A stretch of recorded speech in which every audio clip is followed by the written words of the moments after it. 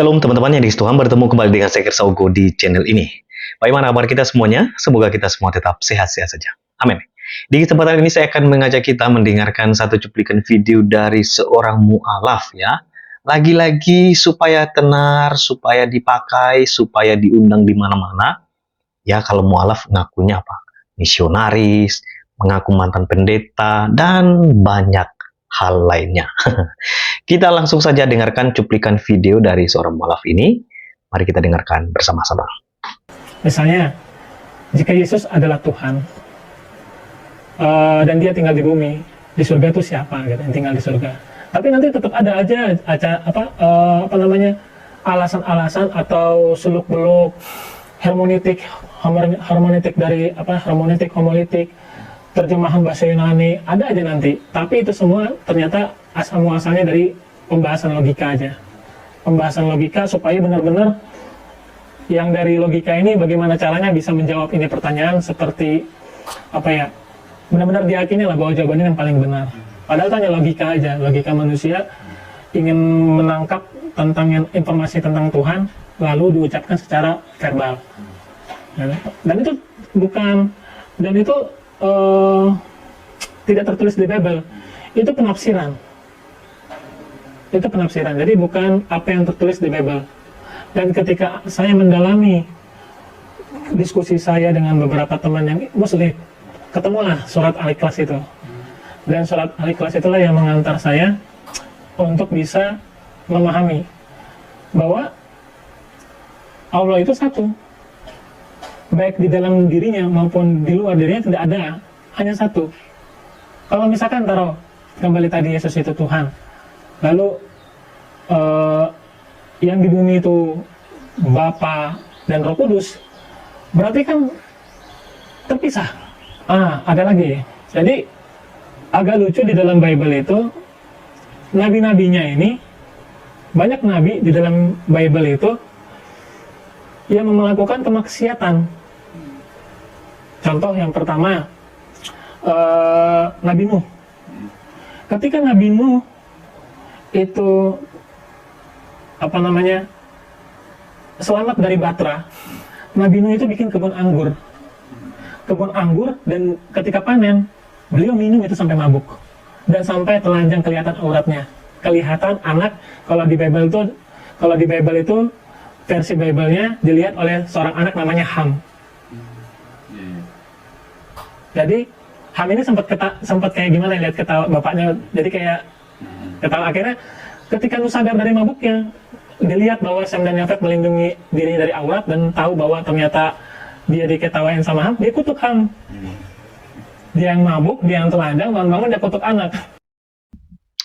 Oke, teman-teman yang dikasihi Tuhan, demikianlah cuplikan video dari Ustadz ini ya. Jadi itulah alasan dia mu'alaf, dan ada 3 poin yang saya catat dari video yang sudah kita dengarkan bersama-sama. Baik, seperti apa yang Anda lihat di slide teman-teman, saya menyimpulkan ada 3 bagian penting yang ingin saya bahas dari apa yang disampaikan oleh mu'alaf tadi ya. Dikatakan jika Yesus adalah Tuhan dan tinggal di bumi, di surga itu siapa? Ya, itu yang akan nanti kita bahas. Lalu dia katakan bahwa Allah itu satu, ya, tidak banyak, ya, 1, 3 begitu ya. Tidak seperti itu. Dia katakan Allah itu satu.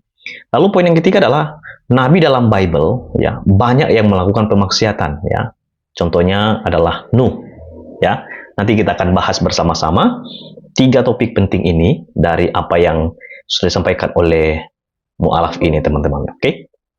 Baik, saya mulai dari inkarnasi, ya, karena dia mengawali dengan pertanyaan, jika Yesus adalah Tuhan dan tinggal di bumi, di surga itu siapa? Nah, ini persoalannya gini, karena si bapak mu'alaf ini tidak mengerti bahwa ketika Yesus menjadi manusia, dia berpikir bahwa ketika Allah menjadi manusia, berarti di surga itu kosong, ya. Nah, itu yang ada di dalam pemahaman dia. Saya akan ajak kita untuk melihat satu ayat saja untuk memberikan contoh sekaligus menjawab apa yang disampaikan oleh mu'alaf tadi ya. Apa yang terjadi pada waktu inkarnasi? Inkarnasi itu adalah Yesus Kristus mengambil rupa atau menjadi daging, menjadi manusia seutuhnya ya. Firman atau logos menjadi manusia itu terdapat dalam Yohanes 1 ayat yang ke-14.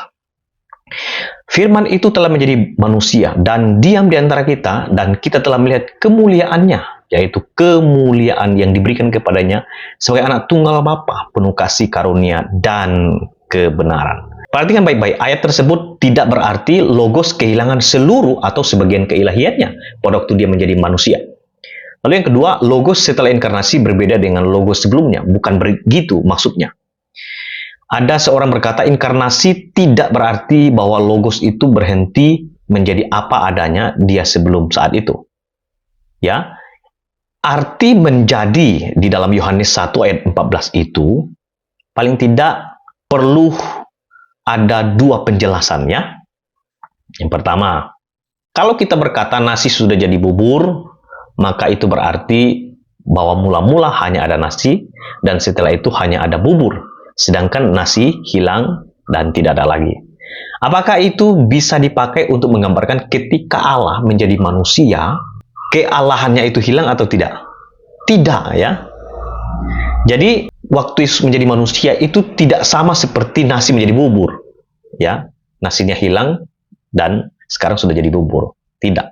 Tapi yang benar adalah, misalnya, waktu saya berkata tahun 93 saya menjadi pendeta, maka itu mula-mula ada saya. Pada waktu 93 itu saya tetap ada, tidak kehilangan, tetapi lalu ditambahi dengan jabatan pendeta. Jadi, waktu Yesus datang sebagai manusia, ya, keilahiannya itu tidak hilang, tetapi justru dia menambahkan di dalam dirinya, mengambil rupa menjadi manusia. Itu penting. Perhatikan baik-baik, pada waktu Allah menjadi manusia, keilahian Yesus tidak berkurang, tidak hilang, tetapi ia justru ditambahkan hakikat kemanusiaan pada dirinya. Ya, dia menjadi manusia. Jadi kesimpulannya adalah, waktu Yesus menjadi manusia, ia tidak mengalami perubahan di dalam hakikat. Lalu yang kedua, waktu Yesus menjadi manusia, dia tidak kehilangan sifat-sifatnya sebagai Allah. Misalnya Allah yang Maha Tahu, Maha Kuasa, Maha Kudus, ya, itu adalah sifat-sifat Allah. Lalu yang ketiga adalah, waktu dia menjadi manusia, Yesus tidak dihentikan atau tidak mengurangi kegiatannya sebagai Allah yang memelihara alam semesta ini. Jadi kalau pertanyaannya tadi, jika Yesus adalah Tuhan dan tinggal di bumi, yang di surga itu siapa? Ya, dia adalah Allah.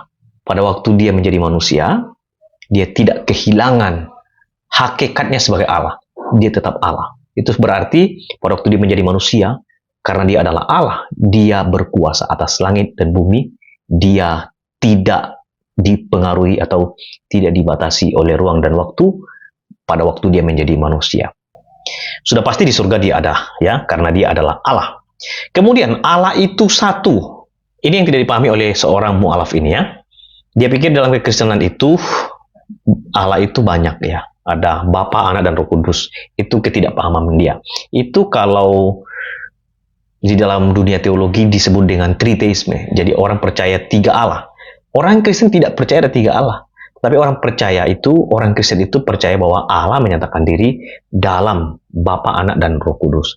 Jadi memiliki tiga pribadi tapi satu hakikat. Ini bukan berarti kita percaya tiga Allah.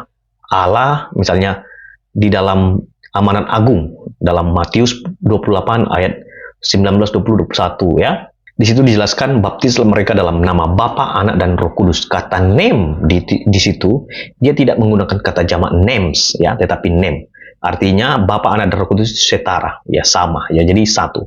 Itu sebabnya dalam Shema Israel misalnya Allah itu Esa. Esa itu kesatuan. Bapa, Anak, dan Roh Kudus itu adalah satu kesatuan ya dalam hakikatnya sebagai Allah. Jadi Allah orang Kristen itu bukan banyak atau tiga, tapi Allah orang Kristen itu adalah Esa, satu kesatuan. Kemudian Nabi dalam Bible banyak yang melakukan pemaksiatan. Ya, contohnya dia kutip Nuh. Coba kita perhatikan di dalam Kejadian pasal 9 ya, ayat yang ke-21 kalau saya tidak salah. Ya. Setelah ia minum anggur, mabuklah ia dan dia telanjang dalam kemahnya. Maka Ham, bapa Kanaan itu, melihat aurat ayahnya, lalu diceritakan kepada kedua saudaranya di luar. Sesudah itu, Sem dan Yafet mengambil sehelai kain dan membentangkannya pada bahu mereka berdua. Lalu mereka berjalan mundur, mereka menutupi aurat ayahnya sambil berpaling muka, sehingga mereka tidak melihat auratnya ayahnya lagi. Setelah Nuh sadar dan mabuk dan mendengar apa yang dilakukan anak bungsunya, berkatalah ia, terkutuklah Kanaan, hendaklah ia menjadi hamba yang paling hina bagi saudara ayahnya. Lalu di ayat yang ke-26, terpujilah Allah Sem, tetapi hendaknya Kanaan menjadi hamba baginya. Ini terjadi sesudah bah itu surut ya. Setelah Nuh berkebun anggur dan dia akhir minum anggur dan mabuk. Setelah itu anak-anaknya itu menutup auratnya karena dia telanjang. Ini perlu diperhatikan. Nah, apakah ini dapat dibenarkan? Tentu ini dalam ketetapan Allah bahwa manusia itu tidak ada yang sempurna. Karena manusia sudah jatuh dalam dosa. Itu awal mula ketika Adam dan Hawa di Kejadian pasal 3 ya. Saat Nuh melakukan dosa bahkan mengutuk anaknya, itu tetap menunjukkan bahwa manusia itu tidak ada yang benar. Walaupun Nuh disebut seorang yang benar, tetapi pada waktu itu dikatakan dia juga jatuh dalam dosa ketika dia mabuk anggur. Dalam tradisi pada waktu itu, seorang anak tidak boleh ya melihat aurat bapaknya. Itulah sebabnya dia dikutuk. Ini juga tidak bisa dilepaskan dari karena manusia itu sudah jatuh di dalam dosa. Jadi, apa yang dikatakan oleh mu'alaf ini sebetulnya perlu dijelaskan dan dijawab. Masa gara-gara ini Anda meninggalkan kekristenan? Saya ragu kalau Anda ini Kristen, mestinya Anda banyak belajar. Alkitab itu terbuka dan dia tidak menutupi apapun. Apa adanya. Itu fakta. Dan Alkitab mencatat itu dengan sangat terbuka. Itu Alkitab menandakan adalah kitab yang sangat jujur. Itu saja, Tuhan memberkati kita semua. Shalom.